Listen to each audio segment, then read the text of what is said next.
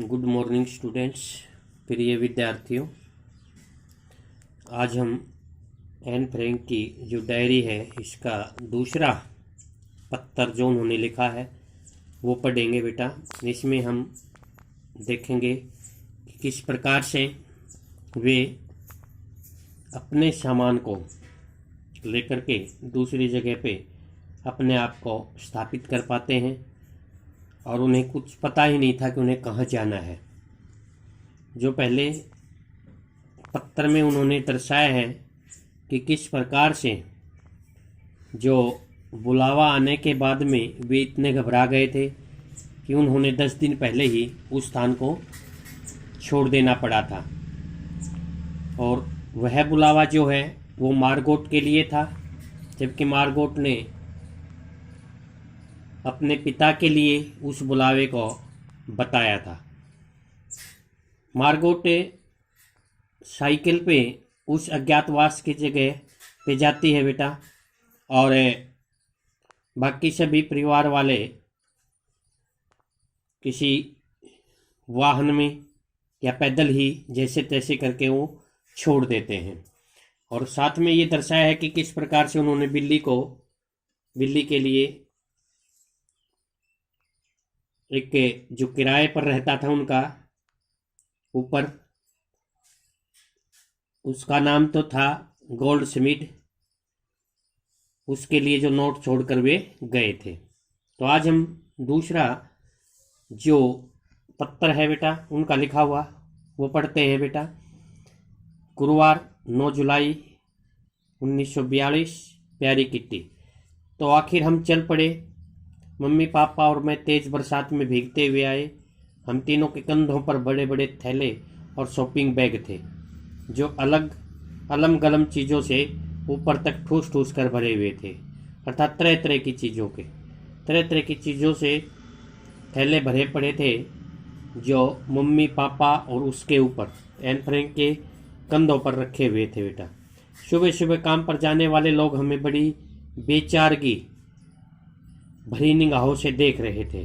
बेचारगी या बेचारी जो निगाहें होती हैं, बेबस लाचार जो निगाहें होती हैं बेटा, ठीक है, मजबूरी की जो मजबूर भरी जो निगाहें होती हैं उनके बारे में कहा गया है। आप उन्हें देखते ही बता सकते थे कि वे आपके लिए अफसोस कर रहे थे कि वे हमें किसी तरह का वाहन उपलब्ध नहीं करा सकते। कि उनकी आंखों से हमें ये लग रहा था कि वे महसूस कर रहे थे कि उन्हें वे वाहन कोई साधन उपलब्ध नहीं करा सकते बेटा। हमारे सीने पर चमकता पीला सितारा जो था बेटा वो हिटलर के शासन में यहूदियों को दिया गया था बेटा, और उन्हें पहचान के लिए पीला सितारा पहनना पड़ता था। तो उनके सीने पर पीला सितारा जो लगा हुआ था वो सारी दास्तान खुद ही कह देता था, सारी कहानी सारी घटना के बारे में खुद ही बता रहा था। जब हम गली में पहुंच गए तभी पापा और मम्मी ने धीरे धीरे बताना शुरू किया कि उनकी योजना क्या थी, अर्थात अपनी योजना के बारे में मम्मी और पापा अब उसे बताने लगते हैं। पिछले कई महीनों के दौरान हम थोड़ा थोड़ा करके जितना भी हो सका था फर्नीचर और कपड़े लत्ते फ्लैट से बाहर ले जाते रहे थे। अर्थात पिछले कई महीनों से ही उनकी जो योजना थी उस जगह को छोड़ने की, वहाँ से जाने की, उन्हें पता था या उन्हें ये आभास हो गया था कि हो सकता है हमें ये स्थान छोड़ना पड़े। इसलिए वे पहले से ही बेटा क्या करने लग गए थे, थोड़ा बहुत सामान कपड़े लत्ते जो हैं वो फ्लैट से बाहर ले जाते रहे थे। यह तय कर लिया गया था कि हम लोग 16 जुलाई को अज्ञातवास में चले जाएंगे, अर्थात 16 जुलाई को अज्ञातवास में हमें जाना था। अचानक मार्गोट के लिए बुलावा आ जाने के कारण, मैंने पहले बताया था बेटा कि एएसएस का जो बुलावा आया था वो मार्गोट के लिए आया था, और अचानक बुलावा आने के कारण योजना को 10 दिन आगे खिसकाना पड़ा था। अर्थात जो योजना 16 जुलाई को थी उससे पहले 6 या 8 जुलाई को ही उन्होंने उस स्थान को छोड़ देना पड़ा था। इसका मतलब यही था कि अब हमें कम तैयार किए गए कमरों में ही गुजारा करना होगा, अर्थात वो अभी यूँ लग रहा था कि अभी 10 दिन में 8 दिन में हम और भी तैयारी करेंगे वहाँ की, लेकिन वो नहीं हो पाई थी। समय से पहले ही हमें उस जगह को छोड़ देना पड़ा था। छिपने की जगह पापा के ऑफिस की इमारत में ही थी। जो छिपने की जगह थी बेटा, उन्हें अज्ञातवास में जहाँ रहना था वो पापा के ऑफिस में ही, जो इमारत थी, बिल्डिंग थी बेटा, घर था, उसमें ही रुकना था। इसे समझ पाना बाहर वालों के लिए थोड़ा मुश्किल होगा, इसलिए मैं थोड़ा बहुत समझा देती हूँ। पापा के ऑफिस में काम करने वाले लोग बहुत ज़्यादा नहीं थे, अर्थात ज़्यादा व्यक्ति काम नहीं कर रहे थे। बस मिस्टर कुगलर, मिस्टर कलीमेन, मिए और 23 बरस की टाइपिस्ट जिसका नाम वेब बोस्कुइल था। अर्थात पापा के उस ऑफिस में जहाँ उनको रुकना था, उन लोगों के नाम बताए हैं भाई। बहुत ज़्यादा लोग नहीं थे, जिसमें मिस्टर कुगलर, मिस्टर कलीमेन, मिए और 23 वर्ष की टाइपिस्ट बेब बोस्कुइल थी। उन सबको हमारे आने के बारे में खबर कर दी गई थी, अर्थात उन्हें बता दिया गया था कि हम आने वाले हैं, हमें 8 तारीख को ही वहाँ पहुँच जाना है, 9 तारीख को ही वहाँ जाना है। मिस्टर बोस्कुइल बेब के पिता 2 और सहायकों के साथ गोदाम में काम करते थे, उन्हें कुछ भी नहीं बताया गया था। उनमें से जो बोस्कुइल था और बेब के पिता जो थे और 2 और सहायकों के साथ गोदाम में जो काम करते थे, उनको नहीं बताया गया था। इमारत के बारे में थोड़ा सा बता दूं। तल मंजिल पर बना बड़ा सा गोदाम काम करने की जगह और भंडार घर के रूप में इस्तेमाल होता है। जो तल मंजिल निचले स्थल पर, जो सबसे नीचे मंजिल है, उसके ऊपर बताया बेटा कि बड़ा सा गोदाम काम करने की जगह और भंडार घर के रूप में इस्तेमाल होता है, जहाँ सामान बनाकर वहाँ रखा जाता है। इसके अलग अलग हिस्से बने हुए हैं, उन्हें अलग अलग भागों में बांटा गया है। ये हिस्से गोदाम, पिसाई का कमरा वगैरह है, जहाँ इलायची, लौंग और काली मिर्च वगैरह पीसे जाते हैं। अर्थात उस गोदाम के बारे में बताया है जहाँ पिसाई का काम होता है, और उसके अंदर बेटा ये मसाले जो होते हैं, इलायची, लौंग और काली मिर्च, इस तरह की चीज़ें पीसी जाती हैं। जो नीचे का तल है उसके बारे में ये बताया है।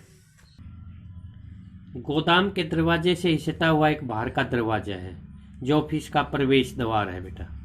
ये बताया कि गोदाम के दरवाजे से ही सटा हुआ एक बाहर का दरवाजा, जो ऑफिस का प्रवेश द्वार है, जहाँ ऑफिस में प्रवेश मिलता है। ऑफिस के दरवाजे के एकदम अंदर की तरफ एक दूसरा दरवाजा है और उसके पीछे सीढ़ियाँ हैं। उसके पीछे जो दरवाजा है उससे निकलते ही सीढ़ियाँ जो है वो बनी हुई हैं। सीढ़ियाँ ऊपर चढ़े तो एक और दरवाजा आता है, जिस पर आर पार दिखाई न देने वाले कांच की खिड़की लगी है, अर्थात जिसके आर पार न देखा जा सके। इस पर काले अक्षरों में कार्यालय लिखा हुआ है। ठीक है, दफ्तर जो था वो ऊपर था, जो जिसके आर पार न दिखाई देने वाले कांच की खिड़की लगी हुई थी। यही आगे वाला बड़ा यानी फ्रंट ऑफिस है, प्रमुख सामने वाला ऑफिस है। ये बहुत बड़ा, हवादार और खूब रोशनी वाला कमरा है। दिन के दौरान यहाँ वेब, मिएप और मिस्टर कलीमेन काम करते हैं। जहाँ वो काम करते हैं तीनों व्यक्ति, वह वो दरवाजा है, वो नहीं, वो कमरा है, खूब रोशनी वाला है और खूब हवादार भी है। एक छोटा सा गलियारा है जिसमें तिजोरी, कपड़ों की अलमारी और स्टेशनरी की बड़ी सी अलमारी है। एक छोटा सा गली के रूप में जो साथ में निकल जाती है अपने, उसको कहा गया है गली के रूप में। तो तिजोरी है, उसमें कपड़ों की अलमारी है और स्टेशनरी की बड़ी सी अलमारी। इस गलियारे के पार जब हम आगे चलते हैं तो एक छोटा सा दम को घोटने वाला अंधियारा कमरा है, अंधेरे से भरपूर। अंधियारा का मतलब अंधेरे से भरपूर, जिसमें रोशनी नहीं है। यह बैक ऑफिस है। ठीक है, बैक माने पीछे का ऑफिस, जो पीछे से काम किया जाता है जिसमें ऑफिस का। इसमें मिस्टर कुगलर और मिस्टर वानदान बैठा करते थे। अब इसमें सिर्फ मिस्टर कुगलर ही रहते हैं, क्योंकि यह बैक ऑफिस था और एक छोटा सा ही कमरा था जिसमें केवल 2 ही व्यक्ति बैठते थे, और अब इसमें सिर्फ मिस्टर कुगलर ही बैठते हैं। मिस्टर कुगलर के ऑफिस में पैसेज से भी पहुंचा जा सकता है, लेकिन सिर्फ कांच वाले दरवाजे के जरिए। जिसे अंदर से तो आसानी से खोला जा सकता है, लेकिन बाहर से इतनी आसानी से नहीं खोल सकते उसको बेटा। ठीक है, कांच वाला दरवाज़ा उस पर लगा हुआ था, जिसे बाहर से बहुत मुश्किल से खोल सकते थे उसको। मिस्टर कुगलर के ऑफिस से निकलने के बाद तुम लंबे तंग गलियारे से कोयले वाले गोदाम की ओर बढ़ोगी और 4 सीढ़ियाँ चढ़ोगी तो तुम अपने आप को प्राइवेट ऑफिस में पाओगी। अर्थात उस तंग गलियारे से निकल करके जब आगे बढ़ते हो तो कोयले वाले गोदाम की ओर के बारे में बताया, और यह पूरी इमारत का शो पीस है। अर्थात एक दिखाया है उसने अपनी इमारत के बारे में। शानदार महोगनी फर्नीचर, लिनोनियम का फर्श है जिस पर कालीन बिछा है, एक रेडियो है, आकर्षक लैंप है, सब कुछ उत्तम दर्जे का। अर्थात बहुत बढ़िया सामान उसके अंदर लगा हुआ है। फर्नीचर हो, चाहे फर्श हो, चाहे रेडियो या आकर्षक लैंप, जो भी कुछ बताया उसने उसे इमारत में। इसके साथ वाला कमरा बहुत बड़ा रसोई घर खाना बनाने वाला। उसमें पानी गर्म करने का हीटर भी है जिसमें पानी गर्म किया जाता है। गैस के 2 चूल्हे हैं, साथ में पाखाना है। ये पहली मंजिल का नक्शा है। अर्थात ये पहली मंजिल जो नीचे की मंजिल है उसके बारे में बताया है। नीचे की सीढ़ियों वाले गलियारे से एक रास्ता दूसरी मंजिल की तरफ जाता है। सीढ़ियाँ खत्म होते ही थोड़ी खुली जगह है और उसके दोनों तरफ दरवाजे हैं। दाईं तरफ का दरवाज़ा मसाला रखने के स्टोर हैं, अटारी और घर के सामने की तरफ वाली मियानी की तरफ जाता है।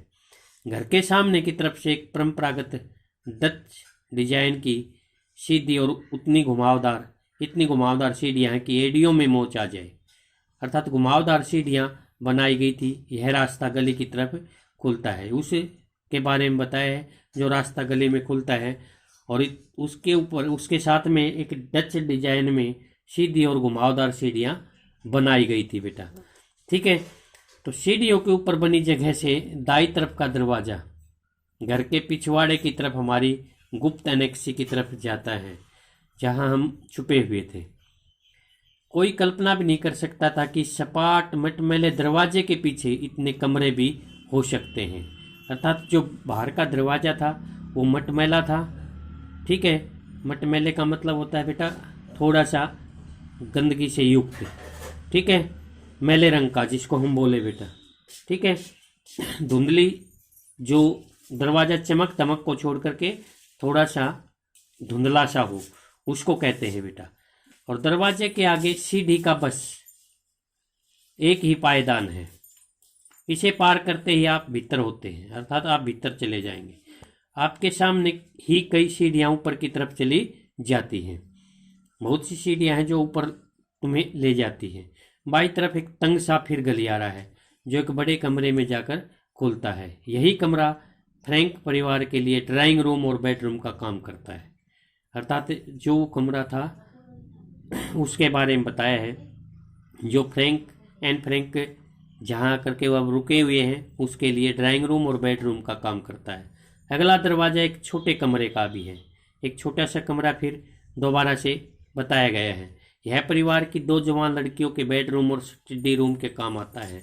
अर्थात जो वो परिवार था बेटा वो एन फ्रैंक और मार्गोट के लिए सो सकने वाला और पढ़ने के लिए। सीढ़ियों की दाईं तरफ गुसल खाना और बिना खिड़कियों वाला एक कमरा है। गुसल खाना जो नहान घर होता है बेटा, स्नान घर जिसको हम बोले, और बिना खिड़कियों वाला एक कमरा है जिसमें एक वॉश बेसिन लगा हुआ है। हाथ धोने के लिए जो होता है बेटा वॉश बेसिन। किनारे की तरफ वाले दरवाजे से पाखाने की तरफ और दूसरे दरवाजे से मेरे और मार्गोट के कमरे की तरफ जाया जा सकता है। जो उनका दरवाजा था, जो उनका कमरा था, उसमें वो पहुंच सकते थे। यदि आप और सीढ़ियाँ चढ़कर बिल्कुल ऊपर तक चले जाएं तो आप नहर के किनारे बने इस पुराने मकान में ऊपर एक बहुत बड़ा खुला और हवादार कमरा देखकर हैरान रह जाएंगे। अर्थात सबसे ऊपर जो कमरा बना हुआ था वो बिल्कुल बहुत बड़ा था, खुला था और हवादार भी था बेटा। और ये नहर के किनारे पर ये मकान बना हुआ था। इस प्रकार से उसने अपने इस जो घर है बेटा जिसमें अब वो आकर रहने लगे हैं उसका नक्शा बनाया है, नक्शा बताया है बेटा हमें कि उसमें कितने दरवाजे, कितने कितने कमरे हैं। ठीक है, तो इसी प्रकार से दाएं बाएं छोटे बड़े करके और जो जितना भी कितना बड़ा जो मकान है उसके बारे में उसने बताया है बेटा। इसमें एक गैस का चूल्हा है, जो एक हवादार बड़ा कमरा है ऊपर, उसमें एक गैस का चूल्हा है और एक सिंक है। अर्थ भगवान का शुक्र है कि यह मिस्टर कुगलर की प्रयोगशाला के काम आता था।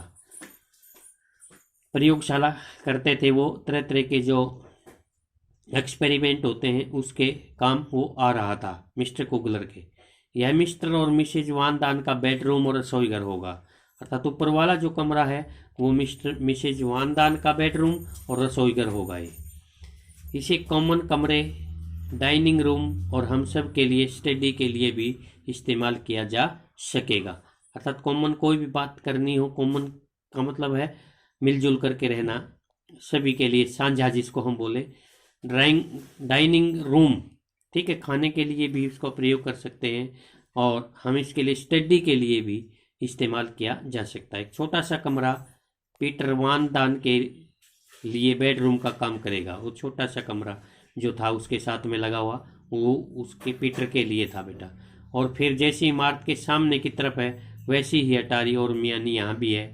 तो ये रहा हमारा नया गरीब खाना। गरीब खाने का मतलब है कि उसको अपनी बड़ी इमारत के रूप में तो उसने दर्शा दिया, लेकिन यहाँ एक अपनी उस इमारत को ही गरीब खाना का नाम दे दिया। लो मैंने तुम्हें पूरी इमारत की सैर करवा दी, अर्थात यहाँ पूरी इमारत के बारे में ही उसने सब कुछ अपना बता दिया।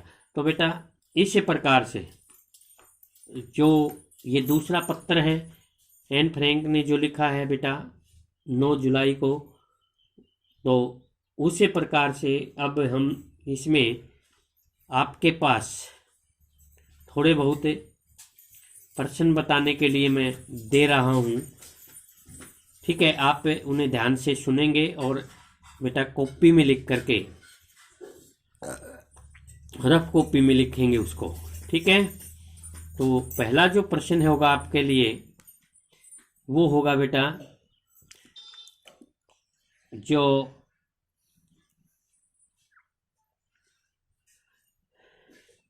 पहला प्रश्न है बेटा रफ कॉपी में, प्राइवेट ऑफिस का जो शोपीस एन फ्रैंक ने प्रस्तुत किया है उसमें क्या क्या चीज़ें हैं, उसमें क्या क्या चीज़ें हैं वो बतानी है आपको बेटा। ठीक है, दूसरा जो प्रश्न है बेटा वो है घर के सामने की तरफ से, घर के सामने की तरफ किस प्रकार की सीढ़ियां हैं और उसके बारे में एन फ्रैंक ने क्या बताया है। ठीक है, तीसरा जो प्रश्न है बेटा वो है कोई क्या कल्पना नहीं कर सकता था, कोई क्या कल्पना नहीं कर सकता था। अगला प्रश्न है बेटा, एक जो कमरा है फ्रैंक परिवार का, ड्राइंग रूम और बेडरूम, वो कौन सा बताया है। फ्रैंक परिवार का जो ड्राइंग रूम है या बेडरूम है वो कौन सा कमरा बताया है। अगला जो प्रश्न है बेटा, जो दो जवान लड़कियों के लिए बेडरूम और स्टडी रूम का जो काम करता है वो दरवाजा, वो कमरा भी आपको बताना है, बड़ा है या छोटा है। ठीक है, अगला प्रश्न है बेटा, सीढ़ियों की दाईं तरफ किस प्रकार का कमरा है बेटा, किस प्रकार का कमरा है सीढ़ियों की दाईं तरफ। अगला प्रश्न है बेटा, जिसमें गैस का चूल्हा और एक सिंक लगा है वो कौन किस काम में प्रयोग करता है। ठीक है, जिस कमरे में एक गैस का चूल्हा है और एक सिंक है, उसको कौन और किस रूप में प्रयोग करता है बेटा, ये बताना है आपको। और अगला जो प्रश्न है बेटा कि एन फ्रैंक ने जो इमारत के बारे में बताया है, तो लास्ट में क्या कहा है ये बताना है कि उसने क्या कहा। एन फ्रैंक ने उस पूरी इमारत के बारे में बताया, तो उसने अंत में उसे क्या माना है या क्या कहा है। तो ये प्रश्न बेटा आपको रफ कॉपी में इस चैप्टर को पढ़ करके ही बताने हैं, और उसके उत्तर आप रफ कॉपी में लिख करके एक बार मिलाएंगे, क्योंकि इसमें तरह तरह के जो कमरे बताए गए हैं। तो मैंने जो प्रश्न आपके सामने पुटअप किए हैं बेटा, केवल उन्हीं को आपने बताना है। ठीक है, थैंक यू बेटा। ओके।